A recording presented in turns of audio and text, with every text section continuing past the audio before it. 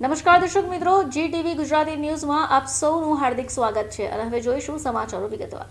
યેનગેન પ્રકારે સ્વચ્છતા મુદ્દે એવોર્ડ ઉપર એવોર્ડ મેળવનાર સુરત મનપાના અંધેર વહીવટમાં સુરત કચરા રાજનું સાક્ષ્ય બન્યું। સુરત શહેરના કચરાના ઠેર ઠેર ઢગલાઓ અને કચરાના નિકાલ નિષ્ફળતા છતાં સ્વચ્છ સુરતના એવોર્ડ મેળવવા પર ગંભીર પ્રશ્નો ઉઠાવતા પૂર્વ કોર્પોરેટર વિજય પાનસેરિયા। સુરતના ફક્ત 1 કિલોમીટરના વિસ્તારમાં જ 15થી વધારે જાહેર સ્થળો પર કચરાના ઢગલા સુરત મનપા નિષ્ફળતાને સાક્ષી, એવું કહે છે વિજય પાનસુરિયા। જાહેર કચરા પેટી હટાવ્યા પછી કોઈ વૈકલ્પિક વ્યવસ્થા જ નથી, જેથી નાગરિકો મજબૂરીથી જાહેર રસ્તાઓ પર કચરો ફેંકવા મજબૂર બન્યા છે।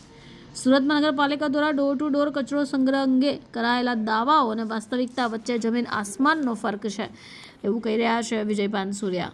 આજરોજ સુરત મહાનગરપાલિકાના વહીવટદાર શ્રી મિલિંદ તોરવણેને એક પત્ર દ્વારા જાણ કરી છે કે સુરત મહાનગરપાલિકાનું સ્વચ્છતામાં આપણે એવોર્ડ તો લાવીએ છીએ, પરંતુ જે જમીની હકીકત છે તદ્દન વિપરીત છે।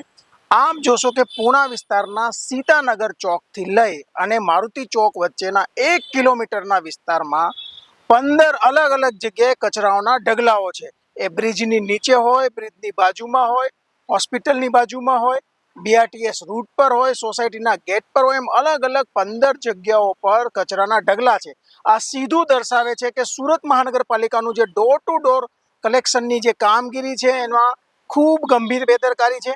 સાથે સાથે જે કચરાનો નિકાલ થાય છે એ યોગ્ય રીતે નથી થતો।